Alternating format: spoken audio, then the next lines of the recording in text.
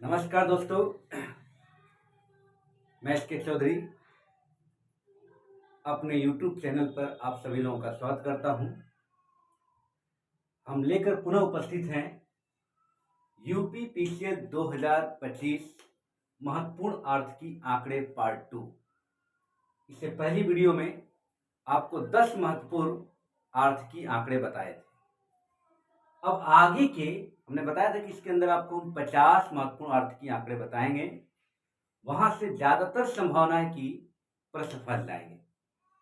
तो मैंने पिछले वीडियो में आपको 10 बनाए हैं, इसको बताया भी गया है। अब आगे के पार्ट 2 लेकर आए हैं जिसमें हम लोग 8 प्रश्नों को देखेंगे इसमें। तो चलिए शुरू करते हैं आर्थिकी के महत्वपूर्ण आंकड़ों के साथ। पहला प्रश्न है मुक्त व्यापार समझौता। अभी हाल ही में चर्चा में रहा है मुक्त व्यापार समझौता। सवाल ऐसे आएगा कि भारत किस देश के साथ मुक्त व्यापार समझौता किया है।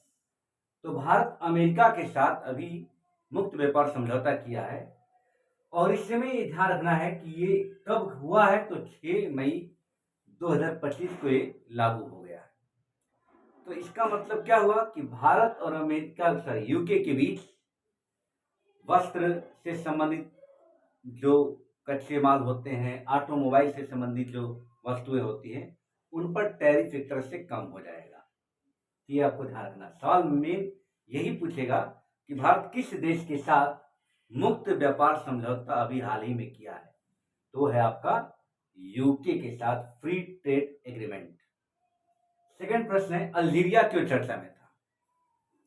तो अल्जीरिया ब्रिक्स का जो बैंक है, new development bank, new development का नया सदस्य बना है। और किस क्रम का सदस्य बना है? 9वें क्रम का सदस्य बना है। तो सवाल ये पूछ सकता है कि अल्जीरिया भी हाल ही में न्यू डेवलपमेंट बैंक का कौन सदस्य बना है? तो 9वां सदस्य बना है। ये आपको ध्यान में रखना है। तीसरा है एमपीआई, बहुआयामी गरीबी सूचकांक। तो एमपीआई 2024 का आया है, ये मानव विकास रिपोर्ट के साथ ही आता है। तो आपको ध्यान रखना है कि एमपीआई की स्थिति क्या है विश्व में भी और भारत में भी। तो 2024 में विश्व में 18.3% लोग क्या है? बहुआयामी गरीबी की स्थिति में है। कितने परसेंट लोग? 18.3% लोग। जबकि भारत में 16.4% बहुआयामी गरीबी की स्थिति है। ये आप एमपीआई के बारे में और अच्छे से देख लीजिएगा कि एमपीआई कब लाया गया, कब मानव विकास रिपोर्ट के साथ जुड़ा। तो ये 2010 में जुड़ा था। एमपीआई के तहत कितने संकेतक होते हैं, कितने आयाम होते हैं? तो 3 आयाम 10 संकेतक होते हैं। तो 2010 में जुड़ा भी है और 10 इसके संकेतक हैं। ये सब डिटेल में आप लोग देख लीजिएगा। अब आते हैं चौथा प्रश्न जो है वह है आयकर विधेयक 2025। मोस्ट इंपॉर्टेंट है, ज्यादा संभावना किस बारे पूछे। आयकर विधेयक 2025 है क्या?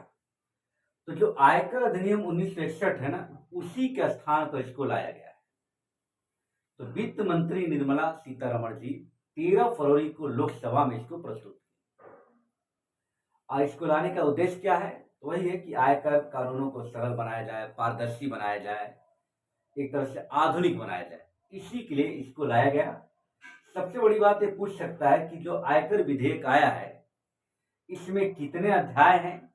तो 23 अध्याय है, 536 धाराएं हैं और 10 अनुसूची बनाई गई। ये आपको दिमाग में रखना है, मोस्ट इंपॉर्टेंट है, पूछा जा सकता है। अब आते हैं पांचवा प्रश्न, उपभोग व्यय सर्वेक्षण। ये क्या है? इसको एसबीआई ने लॉन्च किया है, एसबीआई द्वारा जारी किया गया है। वास्तव में गरीबी से संबंधित आंकड़े देता है। उपभोग व्यय सर्वेक्षण में गरीबी के आंकड़े आते हैं।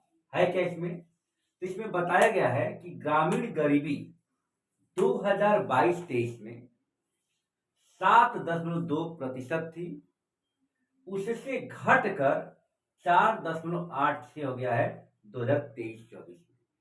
तो 22-23 से 23-24 में गरीबी घटने का यह आंकड़ा दिया है, ग्रामीण गरीबी। इसी तरह शहरी गरीबी की बात किया जाए तो 2022-23 में 4.6% थी, उससे घटकर 23-24 में 4.09% हो गई। तो ये डेटा हो सकता है पूछ दे, क्योंकि अभी आया है, लेटेस्ट आया है, तो ये पूछा जा सकता है। तो ग्रामीण गरीबी 7.2 से घटकर 4.86 हो गई है और शहरी गरीबी 4.6 से घटकर 4.09% हो गई। छठवां है कि भारत बना दूसरा बड़ा मोबाइल निर्माता, यानी विश्व में चीन के बाद मोबाइल निर्माता में भारत का रैंक सेकंड हो गया है। यानी सबसे ज्यादा मोबाइल निर्माता देश कौन है? चीन है, इसके बाद भारत हो गया है। ये भी पूछा जा सकता है। सातवां है कि कृषि उद्योग समागम का आयोजन कहाँ किया गया? तो कृषि उद्योग समागम 2025 का आयोजन मध्य प्रदेश के नरसिंहपुर में किया गया था और इसका उद्घाटन उपराष्ट्रपति, तत्कालीन नहीं, जो पहले उपराष्ट्रपति जगदीश धनखड़, उन्होंने इसका उद्घाटन किया था। याद रखिएगा, ये पूछा जा सकता है विवादित करने के लिए, फंसाने के लिए। अब आठवां जो सबसे महत्वपूर्ण है कि भारत का सबसे बड़ा व्यापारिक साझेदार देश कौन बन गया है? तो अमेरिका है। अमेरिका लगातार 4 वर्षों से, यानी 23-24, इससे पहले 22-23, 24-25 लगातार बना हुआ है। अमेरिका सबसे बड़ा व्यापारिक साझेदार देश है भारत का, और दूसरे पे सबसे बड़ा व्यापारिक साझेदार कौन है? चीन है। तो इस तरह से 8 महत्वपूर्ण आर्थिक आंकड़े को एकदम रट डालिएगा। चलिए एक बार रिकॉल करते हैं। मुक्त व्यापार समझौता अभी भारत ने किस देश के साथ किया है? तो आपको बताना है, यूके के साथ किया है। दूसरा है, अल्जीरिया क्यों चर्चा में रहा है? तो अल्जीरिया इसलिए चर्चा में रहा है कि न्यू डेवलपमेंट बैंक का नवा सदस्य बन गया है। एमपीआई में वैश्विक गरीबी की स्थिति क्या है? 18.3%। और भारत में एमपीआई की स्थिति क्या है? 16.4%। आयकर विधेयक क्यों चर्चा में है? तो आयकर अधिनियम के स्थान पर इसको लाया गया है। 13 फरवरी को लोकसभा में पेश किया गया। ये कर कानूनों को सरल, पारदर्शी और आधुनिक बनाने के लिए लाया गया है। इसके तहत 23 अध्याय, 536 धाराएं और 16 अनुसूची जोड़ी गई। उपभोग व्यय सर्वेक्षण हाल ही में एसबीआई द्वारा जारी किया गया, जिसमें ग्रामीण गरीबी 7.2% से घटकर 4.86 हो गया है और शहरी गरीबी 4.6 से घटकर 4.09। भारत बना दूसरा सबसे बड़ा मोबाइल निर्माता चीन के बाद। कृषि उद्योग समागम 2025 का आयोजन कहाँ किया गया? नरसिंहपुर, मध्य प्रदेश में। भारत का सबसे बड़ा व्यापारिक साझेदार देश कौन है? अमेरिका है, इस समय याद रखिएगा। 24-25 पूछे तब भी, और 23-24 करके पूछेगा तब भी अमेरिका है। ठीक है, तो नेक्स्ट और आर्थिक आंकड़े हम लेकर आए। अब तक हम लोग 18 आर्थिक आंकड़े पढ़ चुके हैं। आगे के 32 और आंकड़े को हम लोग जल्द ही लेकर आएंगे। चैनल को सब्सक्राइब कीजिए और शेयर भी कीजिए। धन्यवाद।